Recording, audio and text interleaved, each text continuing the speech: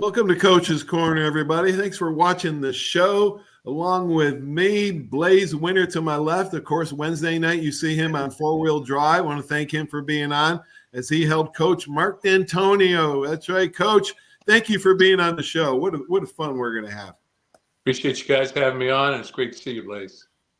You too, my gosh. Blaze went to work as a consultant for Coach, and I think around 2010, right at the beginning of that 5 out of 6 years with 11 wins.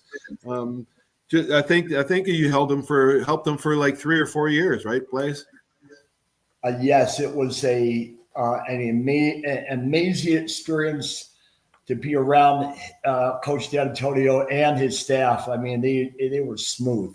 They knew what they were doing. They brought in amazing players that nobody thought would go to Michigan State. They were run by one of the best strength coaches, Johnson, in the world. I mean, it was a smooth operating machine, and Coach Dantonio was, the man at the wheel. Man, he was doing it. We're going to talk about his coaching. Yeah, we're going to talk about all his coaching characteristics. We're going to talk about the strength staff as well. But I want to start out with just some selfish Italian heritage. My grandfather, Salvatore Tripodi, when they came over Ellis Island in 1912, the same year that your grandfather Frank came over in 1912 on Ellis Island. They dropped the apostrophe and they dropped the D. They thought the D was an L for Tripodi, and now it's Tripoli over here. Coach, you got four. You grew up with three brothers, 4 boys in the family, like I did. I'm not nearly the coach you were. You probably forgot more than I know. But Coach, talk about growing up. Talk about your mom and dad. Your dad played basketball at Salem University. Talk about your childhood, Coach. Well, you got some information there. So yeah, my grandfather came over from a little town called Montanaro Domo on the top of a mountain near the Adriatic Sea, and my grandmother also came from that same little town. And they actually, my dad was born in Pittsburgh, and my grandfather worked in the steel mills and all that kind of stuff. My dad went to war, World War II. He was a crew chief for the Air Force and was stationed in Tinian, which is where the Enola Gay flew out of. They dropped the bomb on Hiroshima, and it was so they were stationed there in this secret. Basically, a group of people came in there, worked on it, and everything. So he was there at that time. But he was a crew chief on B-50, B-24s, and he went to El Paso, Texas. And my mom's from Wisconsin, and she was on a trip. And they met each other, and 6 months later, they were together and married, and I was born in El Paso, Texas. I moved to Zanesville, Ohio, and grew up there. And my dad was the coach, administrator, teacher, guidance counselor, and finally principal. And we had a great upbringing, and my 3 brothers are all doing extremely well as well. And played basketball, football, track, went on from there, and ended up at the University of South Carolina where I played, and then on to the coaching thing. So, wow, you're a multiple sport athlete. Then you were actually born on March 9th, 1956, the same day my oldest brother was born. That's right, the same day. So, same my oldest brother was born, same day. It's amazing, isn't it? I would have never made it in college or the pros. You were an all-state safety in high school. And then you went South Carolina and played defensive back at South Carolina. But did your brothers have a big influence? My brothers had a huge influence on my athletic career. Did your brothers athletes as well? Yeah, all 3 of them, various things. And I'm number 2, and my brother behind me played football at South Carolina as well, and was a great player actually. Defensive end, outside backer. All my brothers played sports, ran track and played basketball, or, my younger brother played football with me, and my other brothers played as well, but didn't go on to play in college like that. Who was the head coach there at that time? South Carolina. Jim Carlin. All right. Like Yep. mid- All right. mid-70s. Coach, how was your teams back then in college? And how did you know you wanted to be a coach? Was it at an early age? Was it after college when you got your first GA job? I believe it was Ohio State in 83, 84. Actually, my junior and senior year, you're a GA. Who got you into coaching, and who had an early influence on your career, Coach? Yeah, I started thinking about coaching when I started being recruited at some various schools and that kind of stuff. And then as I got into college, and I played for a guy named Dale Evans, Coach Dale Evans. Yeah. I started thinking, hey, he's got a good job. He's around football, he's impact on young people, and I think he may want to try and do that. So I actually coached high school for 1 year, got my degree in English education, and then off to be a graduate assistant. I actually went to Ohio University first in 1980. Right. 81, I think it was, 80 or 81. Yep, 80. Then, Purdue University, then a junior college, Butler Junior College in Kansas, then GA in Ohio State, and then before I finally got my first full-time job, at the University of Akron. Coach, I didn't learn much in high school from my DB coach because just the details and weren't there at that long time ago. My pro coaches, they didn't really add a whole lot to my knowledge, but my college coach was outstanding. Coach Bryant had assistant coaches that he wanted them not a yes man. He wanted them smarter than he was. Coach, talk about the assistant coaches, because Blaze and I were talking. You had outstanding assistant coaches, and I think that was one of your impetus to being a great head coach. They were amazing. Amazing. When I went to the University of Cincinnati for the first time as a head football coach, I had decisions to make on who to hire and things of that nature, and so I started going through people, and I hired some younger coaches that stayed with me, and hired Coach Narduzzi from Miami, Ohio, who Pat. Yeah, I just talked to Pat yesterday, as a matter of fact. Did you? Doing a great job. 11 years now at Pitt. Yeah. 11? Wow. But I had some great coaches that stayed with me throughout our time. I was a head coach for 16 years, and I probably had in that time period, I probably had 15 coaches. That was it. There was a little bit of turnover because we would go on to become a head coach or something like that, but not very much turnover at all. So you put that in perspective. You had the same guy coaching innovatively, continuing to try to get better, but the same individual, same morals and attitude and things of that nature throughout my process, throughout my coaching profession. And like you said, Blaze, they were outstanding, and they were amazing, absolutely amazing. And tremendous attention to detail. The harmony was amazing, and to observe, having been around great ones myself, like George O'Leary and Jim Tressel.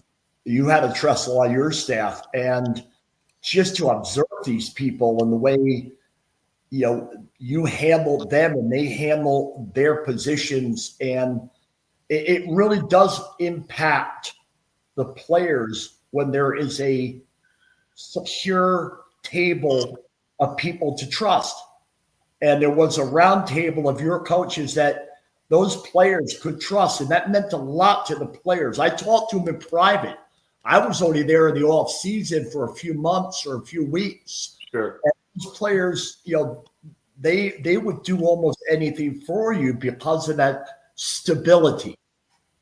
Yeah, we had great stability with our coaching staff. As I said, and, you can always get a little bit better as a coach, just like as a player. And it's as long as stay innovative and continue to critique what you do and how you do it. But I've always felt, I worked for some tremendous coaches throughout my time. I was a graduate assistant for Jim Young, who's in the Hall of Fame at Purdue. Earl Bruce. Wow. At Iowa State, worked for Nick Saban for 5 years. I was his secondary coach. Tremendous coaches, you guys know. Wow. Coach, you were his secondary coach, and he was a DB as well, and he was a DB coach. He used to even coach the DBs at Alabama. So that was one of my questions. What are some of the things you learned from Coach Saban, whether it be DB or because you had such stability in the staff, and then he had a lot of turnover because he had a lot of guys getting jobs. So it makes it maybe even a little bit more difficult. But talk about Coach Saban, what you learned from him, DB wise and otherwise. Well, before I go into that, I also worked with Jim Tressel, so that was another Hall of Fame coach, and I was his defensive coordinator down at Ohio State for 3 years. So, and then worked for Youngstown State for 5. So, so I had that, guy impacting me as well. But, with Nick, people don't understand, he's in my meetings. I was his DB coach for 5 years. He's in every defensive back meeting for 5 years. Oh man, that's what Jeremy Pruitt said. I said, Jeremy, he came down to recruit one of our players and said, how many meetings have you run? How many DB meetings? He said, none. Great job. But that was the same with every defensive back coach he ever had, because that's what he loved. So, difficult initially because you're in there with the head coach, but he had a tremendous amount of wisdom passed on to me, and we did things. Remember he was Bill Belichick's defensive coordinator, and so all that came to me through osmosis. Basically over and over and over again. But he was a tremendous coach, tremendous organization, attention to detail, thorough. Yeah. Always look for. We did a tremendous job, I thought, with our football team. In '99, which was last year there, we shut out Ohio State, we beat Michigan, beat Florida, beat Notre Dame. Wow. And one other tremendous, another school, Florida, Notre Dame, Michigan, Ohio State. And so we won 6 big time games. Yeah. But just, had an outstanding experience there in terms of learning. And I can't say it wasn't tough at times because, it's just that's the animal. But it was a great experience for me, and it taught me. And I learned more than just about defensive back. I learned more about defense and organization and structure, how to put a team together, and many of those things. Then I had the opportunity to go down to do it as the defensive coordinator with Jim Tressel. Yeah, at Ohio State, 2001, 2, and 3. Then you go to Cincinnati, come back head coach in 2007. And it didn't take you long, Coach. 8 victories in 13 years over Michigan. I mean, just 5 out of 6 years, 11 wins in 5 out of 6 years, finished number 3 in the country, and maybe your best team. And I wanted to ask you about that. 2013, what a year. Holy cow. You won 9 conference games by double digits. Get that right, folks. 9 conference games by double digits. Coach, was that your best team, that 2013 team? I refrain from ever saying that because they all have something to do with it, so I don't ever point in that direction. But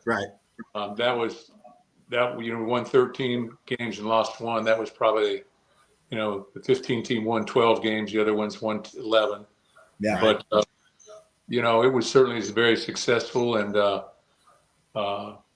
those games were, we won by double digits, but they were very close. At the end of the game, we sort of pop one in there somehow and make it double digits. But they were competitive, and but we had a great defense, number 1 defense in the nation. Yes, you did. Sort of hung our hat on defense throughout my time. Yes, you did. Yeah. But we had some outstanding offensive players and coaches. Well, that got it done. Blaze said you guys just had some amazing wins. You pulled them out for the last second, different ways. What was the most surprising, or just some of the most unique ways you guys won? I would say probably when you look at it, we had quite a few walk-off wins. The Rocket play versus Wisconsin, last throw in the end zone. Certainly everybody will point to the Michigan game in 15, which everybody calls it go with that. I just call it, Yeah. 10-man block left. Guy, we went 11-man block left, but Bill Johnson, Notre Dame had the overtime period, the fake field goal. But we had quite a few walk-off wins. Georgia blocking a kick in the Outback Bowl to beat Georgia, and those type of things. But wow, Coach, I was blessed, man. I was blessed to have Al Miller and Kent Johnston as my strength coaches. I would have never got on the field in college or the pro without those two guys. Believe me. How important is the strength and conditioning staff of a college football team? Well, I think they're critical because they spend more time with the players year-round capacity than even an assistant coach could at that time. Now, I think coaches may have more access nowadays, but back then, those guys were they had them in the winter, they had them in the summer. They were involved in every practice. We worked with them during the season, those type of things. Ken Manning and his staff were outstanding. And, Ken Manning's a Hall of Fame coach in his own right. He's at the Hall of Fame down in Atlanta as well. But, and I think as much as anything, it's not just the work that they put in with the players in the weight room, but it's the relationships they build and the tough love and the discipline and the attention to detail that goes on in the weight room as well. It all carries over to the field. Coach, you're exactly right. Those strength coaches I had were all of that. Kent and Al are Hall of Famers. Both of them are Hall of Famers as well. And it's funny that your strength coach is a Hall of Famer because they're not a dime a dozen. They don't grow on trees. And neither do great coaches. I mean, you just look at the atmosphere of college football now. There's only 3 head coaches that have national championships. Right? Kirby, Dabo, and Day last year. So it's not easy to win. No, Coach, it's not easy to win. Yeah, to tell everybody out there gosh, it's not easy. Alabama's been spoiled. They've had Bama's had 2 of the greatest coaches that ever lived in coaching. And those odds alone are astronomical. So to have another coach come in is unrealistic and just not right. Coach, talk about how hard it is to win that. Yeah. Well, I say it all the time. It's hard to win. Coach Perlis, former Michigan State coach, used to always say they all count one. But what people need to understand is that everybody's working. The opposing team's working too. They got a plan too. And the plan, I think what everybody needs to understand is the plan will never survive contact. There will always be a problem. There'll always be something that happens. You need to be prepared for those things as you move forward. But it takes an attitude. Football is a tough game for tough people, and there's so many moving parts in the game of football with all the different people, the special teams, the offense, defense, the schematics of all that, and it's got to fall just right. It's a big puzzle. And if you can't put that puzzle together, there's going to be problems. And then inevitably one piece isn't going to fit, so you need to find the piece that's going to fit that puzzle. But it's extremely hard to win.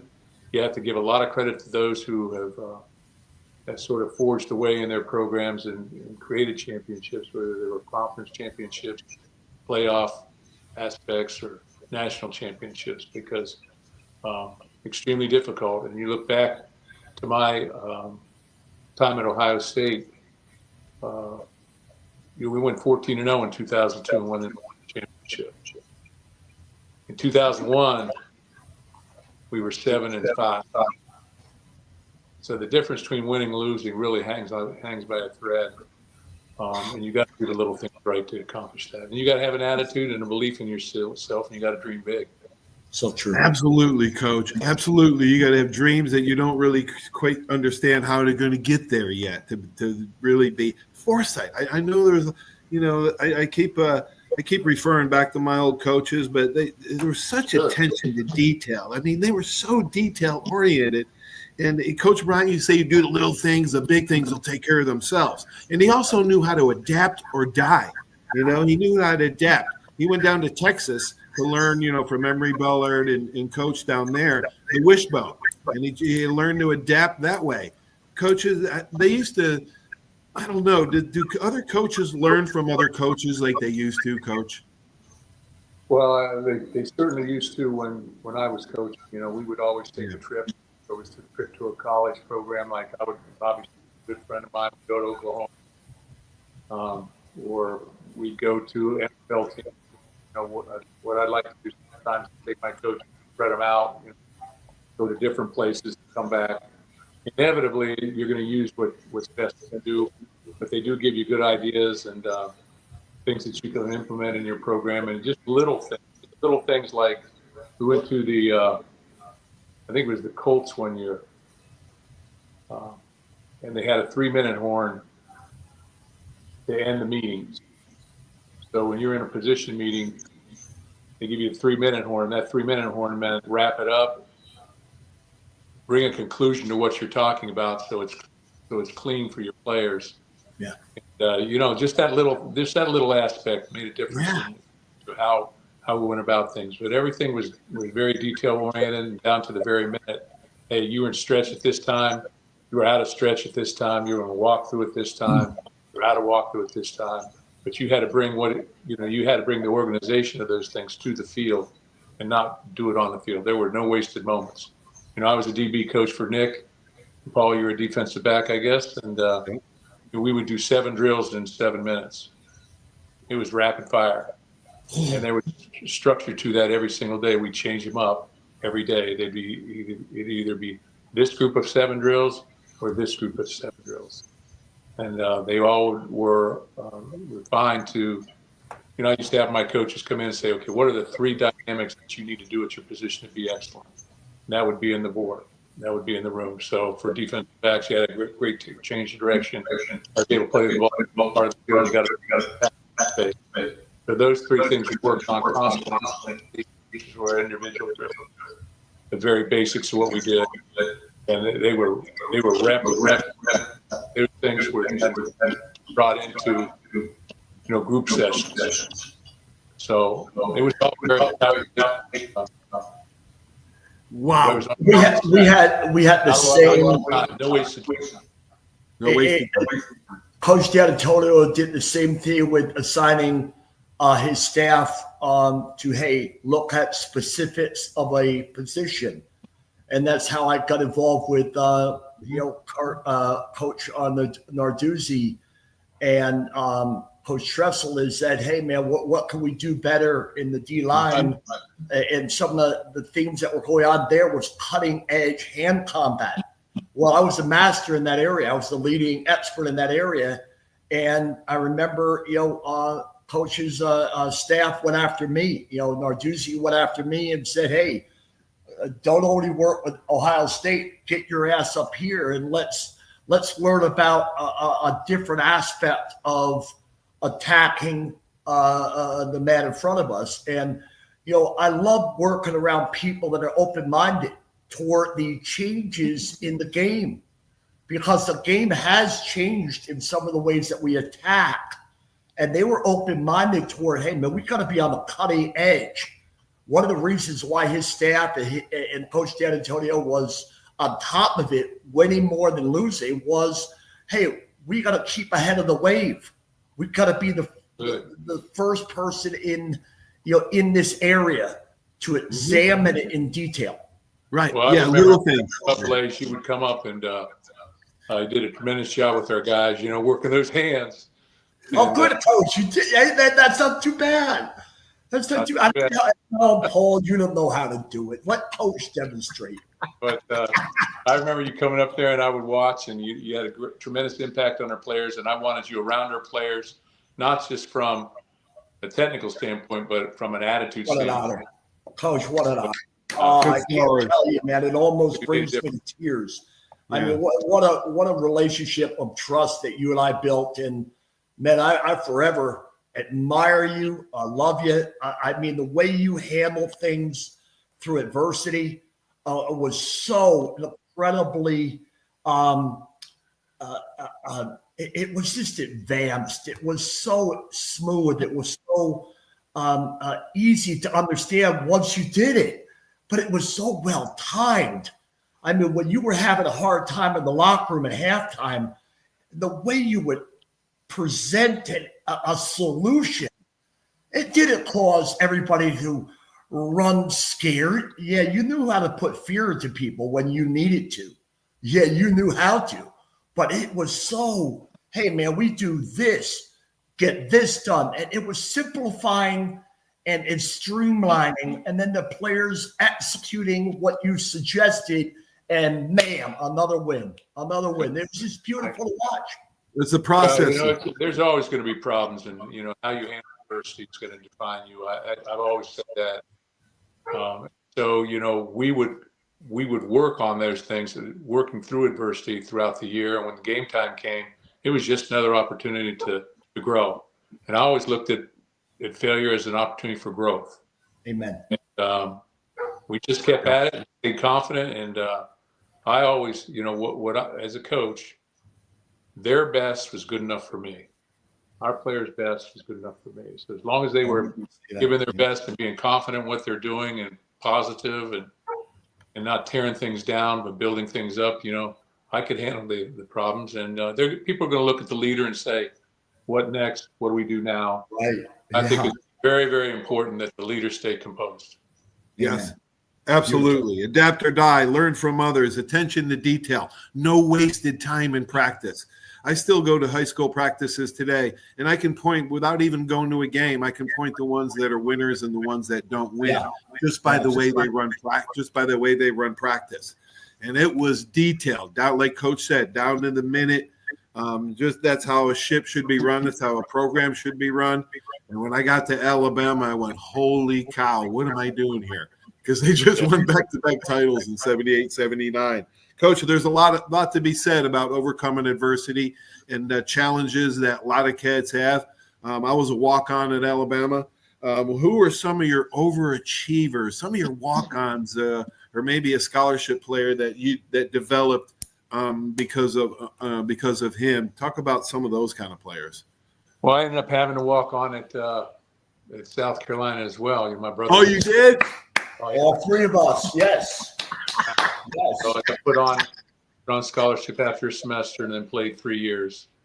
But, had Kyler Ellsworth steps in the Rose Bowl, becomes the MVP in the Rose Bowl, defensive MVP for Max Bulla when he was sidelined there.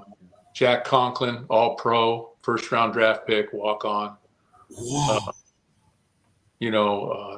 Trevor Pendleton, our fullback, walk on. I'm trying to think of some guys right off the top of my head, but we had big guys. We had some outstanding players that were walk-ons for us and really played extremely well and made a name for themselves. Started for us. Hey, that Bulla family was something, wasn't it? That Bulla family in Michigan State is something special, man. I played for Hank Bulla at Green Bay, and boy, oh boy, did I learn a lot about Michigan State. Yeah. Well, we had a Bulla playing for us for 10 years. Yeah. Three brothers. What? We had three Dow brothers, but we had three brothers. Max came in 2000, I believe, 10. Wow. And the last one was with us in 2019. Yeah, the middle linebacker. Right? Yeah. All of them played linebacker. Yeah. Right? Wow. Great players. So, and I think there's a lot to be said when families will send their the next guy in line and their family to their school. We had Jack Allen, Ryan Allen, and Matt Allen. We had David Dow, Michael Dow, Andrew Dow. We had both Panasoups, Mike and Coach, so that reminds me. That's an amazing accomplishment to get one after another that believe in. Hey, man, I want to go there too. Yeah, Coach, that reminds me of. You know what that reminds me of? The Good family. I do a show on Monday nights called Good and Faithful Servant, and we talk about faith, family, and football. And Kerry Good is wisdom filled. He's got ALS like Timmy Green, our high school teammate. But those four boys, all from the same household, were stars at Alabama. And not only that, their first cousin who lived with them for a little while is Antonio Langum. So they had 5 kids from the same household go to Alabama and star. Just amazing. Coach, what are your thoughts on NIL and transfer portal? Is it creating more parity for like the top teams and maybe separation from the lower level Division I teams? Well, first of all, I do think they need to be paid, but I think it's gone a little out of whack. Somebody refute that, but I think the biggest thing is the transfer portal. You see players being in three programs or 4 programs in 4 years. And I think that defeats the purpose of team. Right. And there's something about the game of football and other sports, growing up and going through adversity and staying the course and all those kind of things, that's going to help you throughout your life. I think right now the thought process probably is, amongst not just football, but, society in general, is if you not be successful at it, let's change and go over here or go over there, or stop doing this here. But I think when you develop players, there's a system to that, and if you stay in that system, you will develop. Yeah. So many of our players play, they redshirt, play a little bit as freshmen, then start their redshirt sophomore year and star for us for 3 years. Yeah. Yes. Yeah. They would know how to do things. They would know the culture and the way to do things in the system. So when they had an opportunity to excel on the field, they were unconsciously competent, which the highest level can be, and be successful. I like how you say unconsciously competent. It's a muscle memory, doing it over and over. Development. It's all about development. I mean, I'm so thankful and blessed that they don't have the transfer portal when we played, because I didn't dress for a game until my 3rd year at Alabama. I'd have probably transferred, and I'm so thankful I didn't transfer out of Alabama. I mean, and it's a sad commentary in society, because I had a lot of things to overcome. A lot of my issues, and a lot of because I just had how walk-ons are. I didn't get a scholarship for my 5th year. You guys got one your 1st year. I didn't get one until my 5th year, and so I think it's not teaching the kids to overcome adversity and fight through. If you don't get along with somebody, you have to learn to get along with them, because you know what? One day you're going to get a job for a company, and guess what? You're not going to get along with your coworker or boss sometimes. Yeah, you got to be able to stay the course. And, I think that it's, when you talk to a coach, or I don't care which coach it is, and they have a turnover of 50 players in their program every year, that's tough to develop stability. Now, you may win and you may be successful, but year in and year out, it's a crapshoot. Absolutely. Coach, your biggest challenge as a player or as a coach in your life, where did you have to overcome that was a big hurdle and you had to stay the course? I would say as a player, I came in there as a walk-on, so, I had to continue to sort of persevere through it.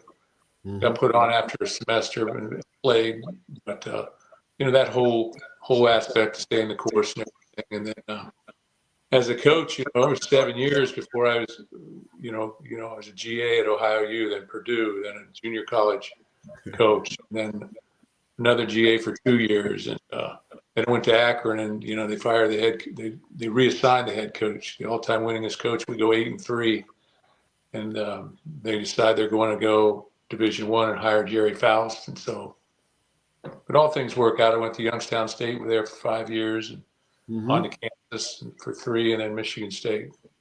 And Michigan State probably is where I learned the most football and impacted my life. I would say Ohio State, Youngstown State, the way Jim Tressel ran his program probably impacted me as a person. But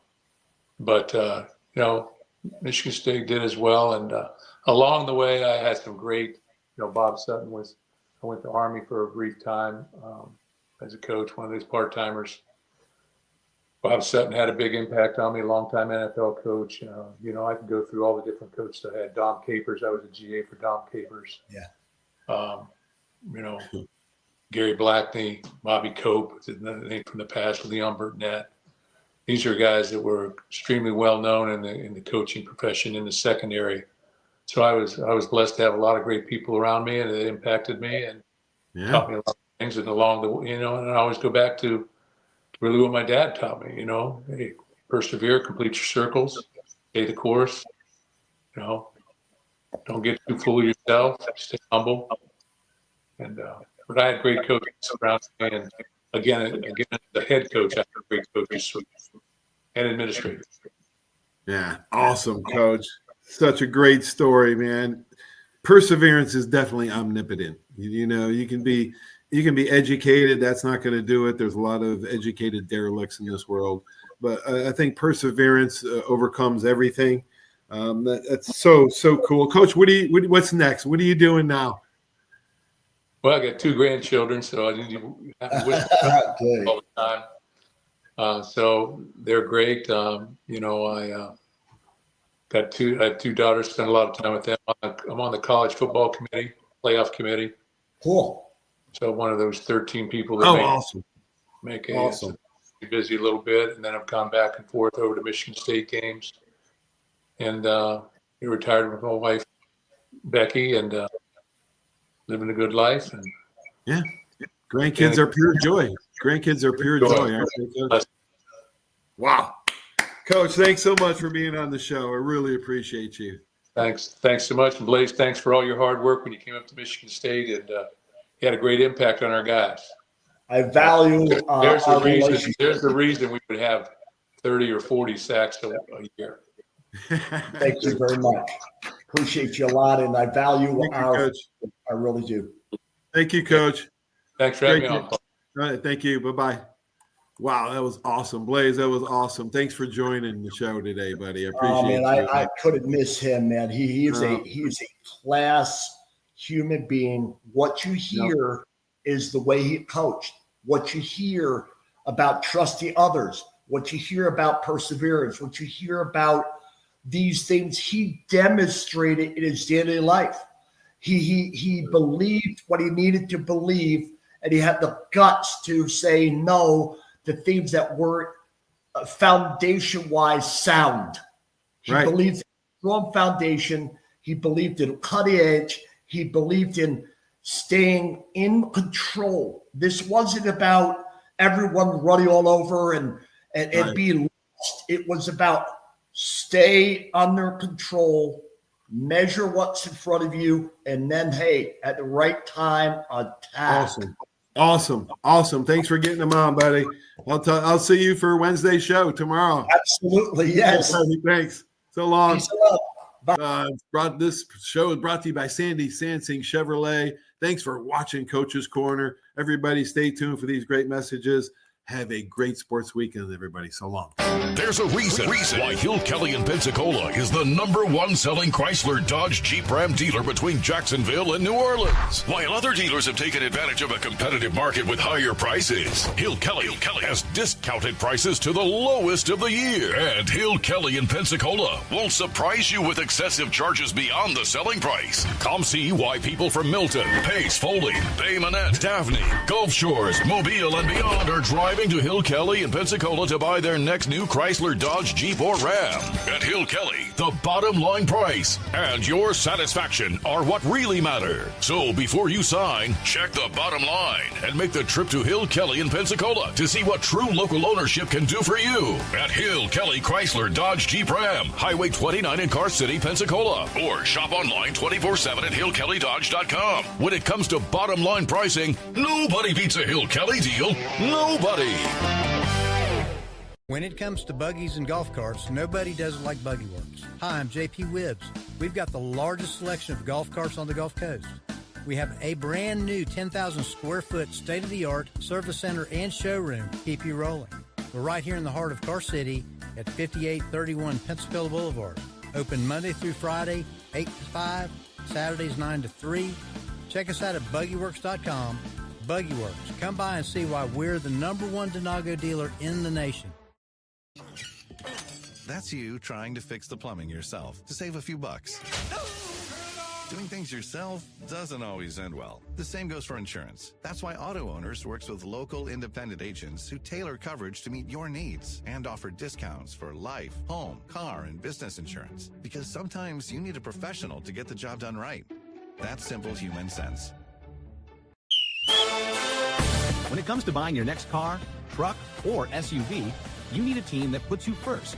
Here at the Sandy Sansing dealerships, we're proud to serve Pensacola and the Gulf Coast with the best selection, trusted service, and deals that work for your family.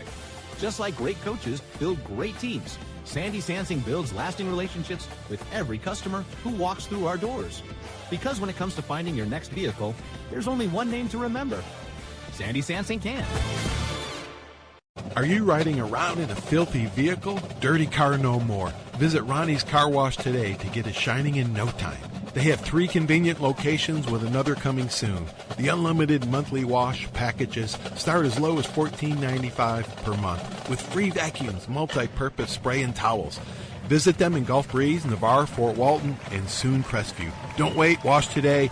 Be sure to see Ronnie's Car Wash on Facebook to see the latest specials and discounts. You'll be riding and shining in no time. 75 years of service and high tech today. It's Pensacola Glass Company at 433-8348. High tech is a term often applied to advanced services and products in today's marketplace. And today, glass is much more than the simple pane of brittle, see-through stuff we hit baseballs through when we were kids. Glass is now a product with unique flexibility in both performance and application. And Pensacola Glass Company is growing right along. That's Pensacola Glass Company at 433-8348.